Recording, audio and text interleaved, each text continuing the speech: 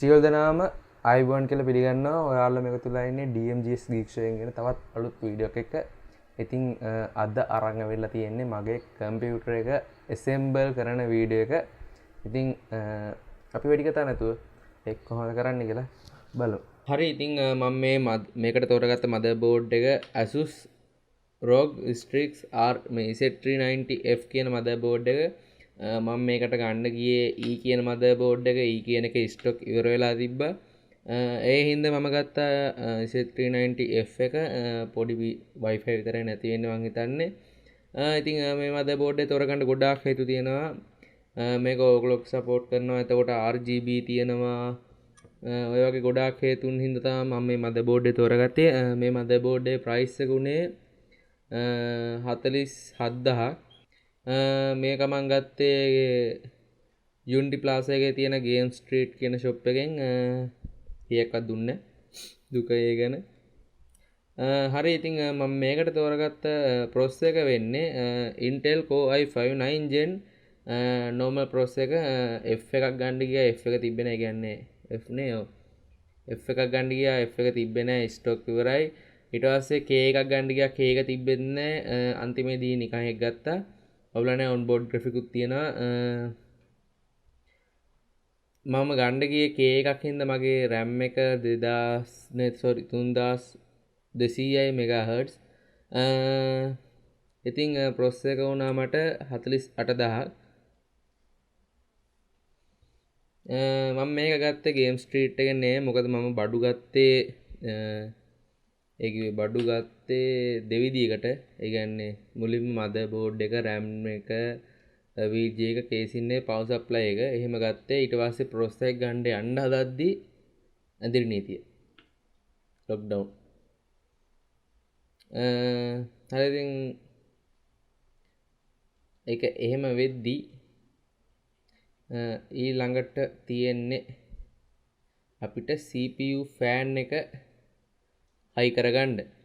ඉතින් මම මේකට ගත්තේ Intel stock cool එක. මොකද K එකකුත් නේ normal processor එක.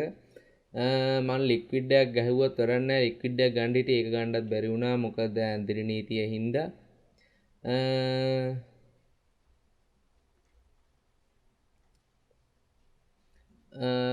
ඊට පස්සේ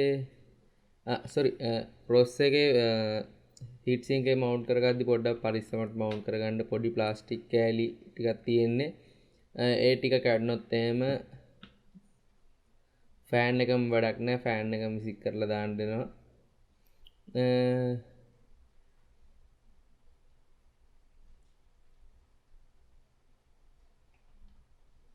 හරි ඊළඟට අපිට තියෙන්නේ SSD එක mount කරගන්න. මේකට මම ගත්තේ 120 GB WD SSD එකක්. NVMe එකක් ගන්න හිටියේ. ඒකටත් කෙලවුණා ඇන්දිරි නීතිය. ඔක උනා මට රුපියල් 7000ක් වුණා. ඒක ගත්තේ නම් මං ඒ කියන්නේ මට මීගමුවට යන්න හම්බුන්නේ නැහැ. මං ඔක් ගත්තේ අපේ ගල් පැත්තේ ළඟ අයියා කෙනෙක් කඩේකින්. අවුලක් නැහැ. වොරන්ටි ඔක්කොම අර විදියම තමයි. කියන්නේ 3 years වොරන්ටි හම්බුණා. බ්‍රෑන්ඩ් නිව් ගත්තේ. ඔක්කොම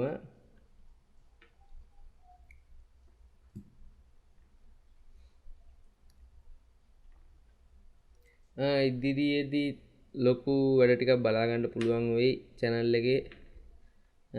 ගේමින් channel එකකුත් හදුවා ගිහිල්ලා බලන්න. බට්ටා ගේමින් කියලා. ගමේ මාත් එක්ක ගහනුම් කරන්න බෑ. ඇඟේ සයිස් එක දැක්කම බට්ටා ගේමින් කියලා දාන්න බෑ කියලා. අවුලක් නැහැ. ඒකත් මං පල්ලා ඩිස්ක්‍රිප්ෂන් එකෙන් දාලා තියන්න. ඒ කියන්නේ මට මේ කම්පියුටර් එක හයි කරන්න ගියා පැය 2යි ගාන. මම මේක විනාඩි 15ක ටයිම් ලැප් එකක් ඒ කියන්නේ ස්පීඩ් කරලා නිකන් ටයිම් ලැප් එකක් වගේ හදපු වීඩියෝ එකක් තියෙනවා. ඒක මම දාලා තියෙන්නේ channel එකේ. ඒකත් ගිහලා බලන්න පුළුවන් ඔයාලට. හරි SSD එක ගානට තියාගෙන මදර්බෝඩ් එකට හයි කරන්න එනවා ස්ටෑන්ඩ් ඔෆ් එකක්. ඒක ස්ටෑන්ඩ් ඔෆ් එක මදර්බෝඩ් එකට හයි කරලා ස්ක්‍රූ එකක් එන කියන්නේ ස්ක්‍රූ එකක් එනවා. අන්නේ ස්ක්‍රූ එක හරියට ස්ක්‍රූ ඩ්‍රයිවර් එකෙන් තද කරගන්න. ඔය මම උතන පොඩ්ඩක් කට්ට ගන්නේ. මොකද මේ මගේ තිබ්බ ස්ක්‍රූ එක කැඩුනා. ඒ කියන්නේ තිබ්බර පොඩි ස්ක්‍රූ එකක් ඒකේ මැග්නට් එකට කෙලවුණා.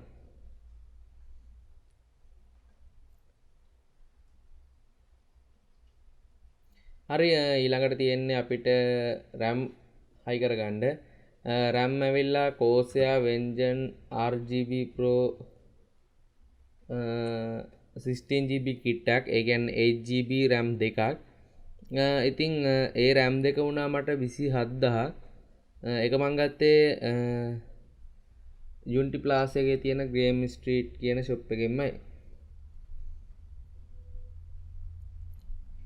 RAM එක ස්පීඩ් එක ගත්තොත් 3200. කලින් කිව්වා වගේම ආයි කියනවා මට K එකක් ගහන්න ගියේ K එකක් ගන්න හම්බුන්නේ නැහැ. ඒ හින්දා තමයි iPhone නිකන් process එක ගැහුවේ. තව එකක් කියන්න තියෙනවා මම මේ වීඩියෝ එක කරන්නේ මගේ අපි කියන්නේ අපේ පැත්තේ ඩස්ට් එක තියෙනවා ගොඩක්. ඒකේ දූවිල්ල. ඉතින් ඒ දූවිල්ල ගොඩක් බැඳිලා සුද්ධ කරන්න කියලා ගලවපු වෙලාවක නිකන් හිතුණ වීඩියෝ එකක් කරන්න ඒ හිතිච්ච පාර තමයි ආයෙ පැකින් වලට දාලා සුද්ධ කරලා ආයෙ පැකින් වලට දාලා වීඩියෝ කරන්න හිතුවේ. ඔයාලා මද ඒ කියන්නේ කම්පියුටර් එක බ්‍රෑන්ඩ් නිව් හදන්න යනවා නම් හදන විදිය හයි කියන්නේ හයි කරන විදිය දන්නේ නැත්නම් මද බෝඩ් එකට එනවා quick start guide කියලා එකක් අන්න ඒක තියෙනවා හයි කරන්න ඕන විදිය. හරි කේසින් එකට මද බෝඩ් එක මවුන්ට් කරගමු. මම මේකට තෝරගත්ත කේසින් එක Asus TUF GT 501 කියන කේසින් එක. මේ තෝරගන්නත් ගොඩක් හේතු තියෙනවා. කේසින් එක ගොඩක් ඉඩ තියෙනවා. ඉස්සරහ ෆෑන් තුනක් තියෙනවා RGB. පිටිපස්සේ තනි ෆෑන් එකක් තියෙනවා. තව උඩින් ලොකු රේඩියේටර් ඒ කියන්නේ ෆෑන් තුනේ දෙකද රේඩියේටර් එකක් හයි කර හැකි. ගෙවන මුදලට වඩනවා කේසින්නේ පට්ට වඩනවා. සාමාන්‍යයෙන් ඒ ගෙවන ගානට ගන්න පුළුවන් අඩුම හොඳම කේසින්නේ තමයි ඕක. ඕක ගැන කතා කරොත් ඕකේ normal hard disk හතරක් ඒ කියන්නේ desktop hard disk හතරක් හයි කර හැකි. මදර් බෝඩ් එක හයි කරන තැන පිටිපස්සේ hard disk දෙකක්. ඔය උතන ඉස්සරහා ෆෑන් වල යටම ෆෑන් ගාවම තියෙනවා එකක් hard disk දෙකක් හයි කරන්න. සහ laptop hard disk හරි SSD හරි හයි කරන්න. තව laptop hard disk හයි කරන්න කොහොම හරි පෝට් තුනක් තියෙන. ඒ කියන්නේ හයි කරන්න පෝට් තුනක් තියෙනවා. හරි මදර් බෝඩ් අපි ගානට තියාගෙන ස්ක්‍රූ ටික දාගෙන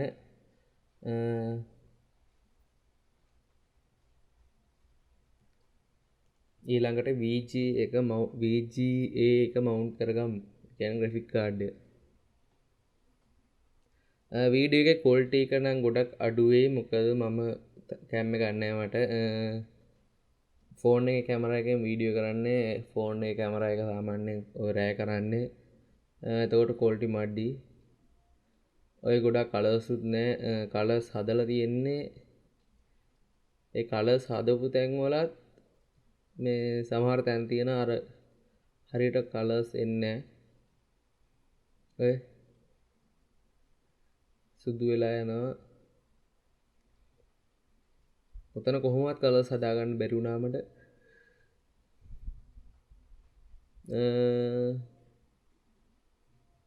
ඔතන මදර් බෝඩ් එකේ යන ටික ගන්නවා හයි කරන්න ඕන යන 9. තව බ්‍රෑන්ඩඩ් කේසින් එක ගන්න බ්‍රෑන්ඩ් නිව් කේසින් එක ගන්නකොට තව බලන්න ඕන දෙයක් තමයි කේසින් එකේ එනවා ඇන වගේක්. ඒ ඇන එකින් එකට වෙනස් වෙනවා. මගේ මදර් බෝඩ් එකට එන ඇනේ එන ලොකුයි.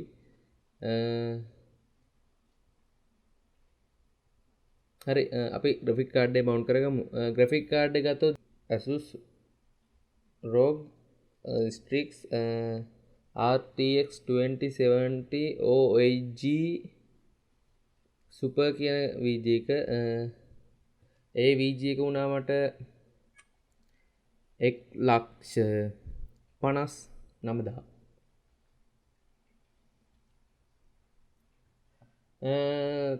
සහ මම මේ මදර් බෝඩ් එකේ තව ලොකු අවුලක් දකිනවා. අපිට ඔය VG එක හයි කරාට පස්සේ SATA port access කරන්න බෑ. ඒ කියන්නේ ඔයා තව hard එකක් ගෙනල්ලා ඒ කියන්නේ කම්පියුටර් එක assemble කරලා ඔයාගේ ස්ටෝරේජ් ෆුල් වුණාට පස්සේ ඔයා හાર્ඩ් ඩ්‍රයිව් ගෙනල්ලා ගැහුවොත් එහෙම ඔයාට SATA කේබල් ගහන්න ඕන නම් VG එක ගලවන්න වෙනවා. මොකද මගේ VG එක ගොඩක් දිගයි. ඔය කේබල් එළියට දාන තැනත් වැහෙන්නම තියෙනවා VG එක. එතකොට SATA port ගහන්න අමාරුයි. ඒ කියන්නේ SATA port වල වයර් ටික ගහන්න අමාරුයි ගොඩක්. ඒක නිසා තමයි මුලින්ම SATA කේබල් ටික ගහලා VG එක හයි කරන්න හදන්නේ.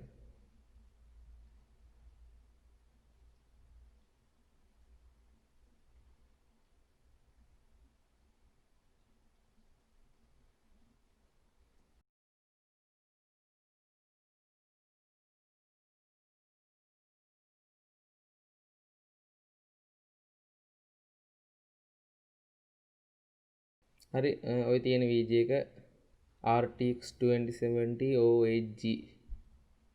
O8G කියන්නේ overclock 8GB VRAM එකක් තියෙන VG එකක්.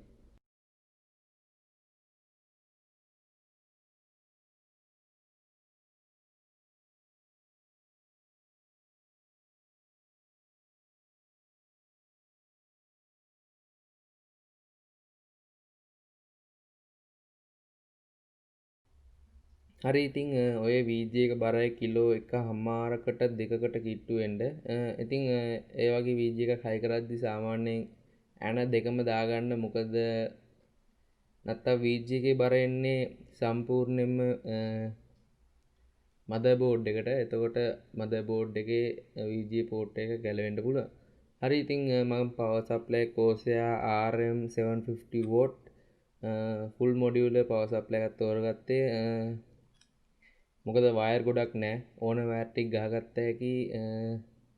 ඒ නිසා ෆුල් මොඩියුලර් එකක් ගත්තා.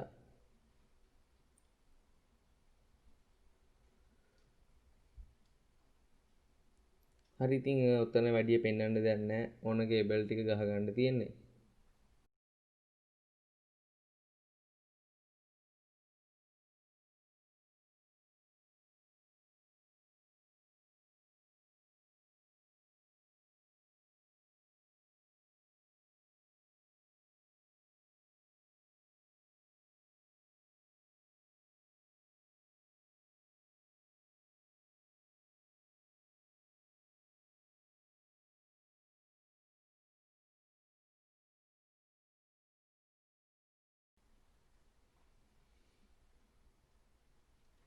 මම වීඩියෝ එක කරන දවස් වලට තියෙන ප්‍රයිස් සුත් පොඩ්ඩක් එහෙම කරලා ඉගන්නේ බලනවා. ගොඩක් දුරට දාලා තියෙන්නේ මං ගත්ත ප්‍රයිස් එක. මට කියන්නේ ඒ දවස්වල ගණනුත් ගියා. මොකද අධිනීතිය සීන් එක හින්දා ගණන් ගියා බඩු.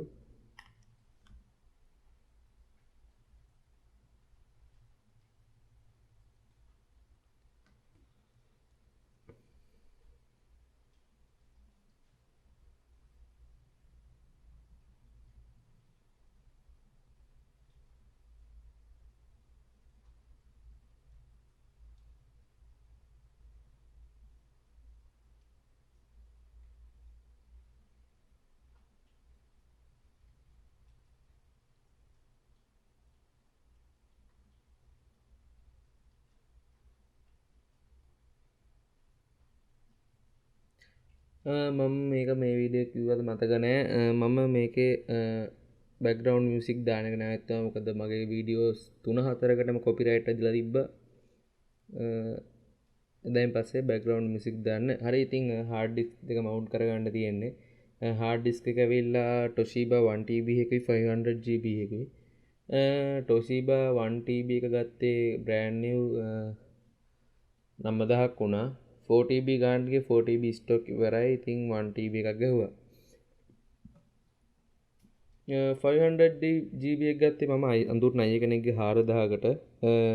ඒ කන්ඩිෂන් පොඩ්ඩක් අඩු වුණාට හાર્ඩ් එකේ හෙල්ත් එක ගොඩක් තිබ්බසව යූස් කරලා තිබ්බේ දවස් 25ක් වගේ පොඩි කාලයක්. ඒ නිසා මම රුපියල් 4000කට ගත්තා.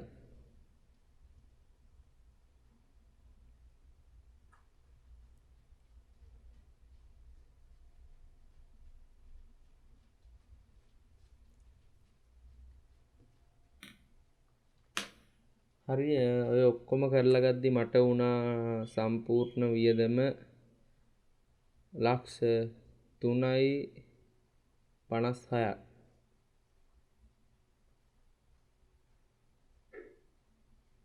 තා පොඩි පොඩි දේවල් වලටත් වියදම් වුණා. ඒව නැතුව ප්‍රධාන කෑලි ටිකට ප්‍රොසෙස් එක, මදර්බෝඩ් එක, RAM, VGA, power supply, casing, hard,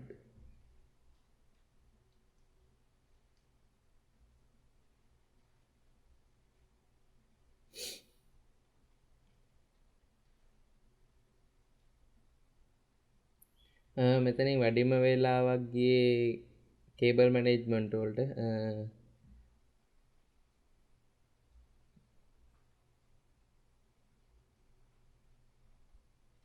පුළුවන් වුණොත් මං කේබල් මැනේජ්මන්ට් කරලා තියෙන විදිහේ ෆොටෝ එකක් ගහලා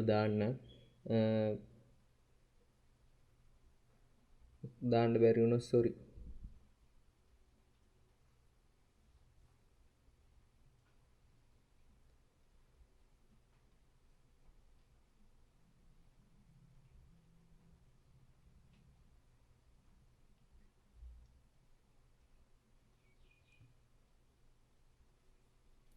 හරි වැඩ ඔක්කොම ඉවරයි. අන්තිමට තියෙන්නේ VG එකට පවර් දෙන්න. ඒකට 8 pin power connector දෙකක් ඕනේ.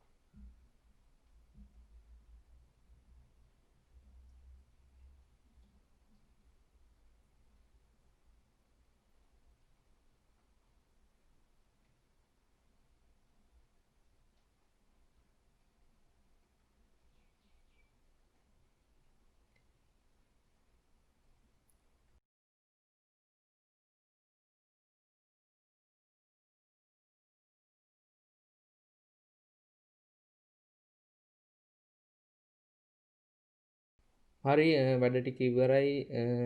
අන්තිමේදී මෙන්න මේ විදියට තමයි කම්පියුටර් එක තියෙන්නේ.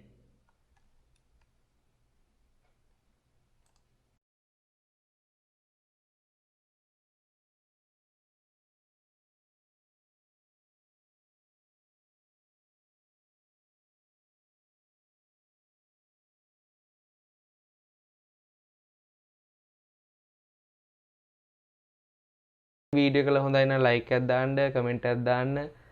තියෙන හොඳ නරක ඔක්කොම පල්ලෙහාන් කමෙන්ට් කරන්න. channel එක subscribe කරලා නැත්නම් දැන්ම subscribe කරන්න. මගේ මේක හදන time lapse එකක් ඒ කිව්වේ පැය ගන්න වීඩියෝ එක විනාඩි 15කට පොඩි කරලා හදපු වීඩියෝ එක මගේ ගේමින් channel එකේ දානවා. ඒ වීඩියෝ එකේ link එක පල්ලෙහා description එකේ comment එකයි දාලා තියන්න. ඒකත් ගිහලා subscribe කරන්න. මොකද ඒකේ තමයි මම game stream කරනවා දානේ ඔක්කොම දාන්නේ එකේ. ඒක subscribe කරලා තියාගන්න. ඉතින් තවත් අලුත් වීඩියෝ එකක් හමු වෙනකන් අදට සමු ගන්නවා. ඔයාලට සුබ දවසක්.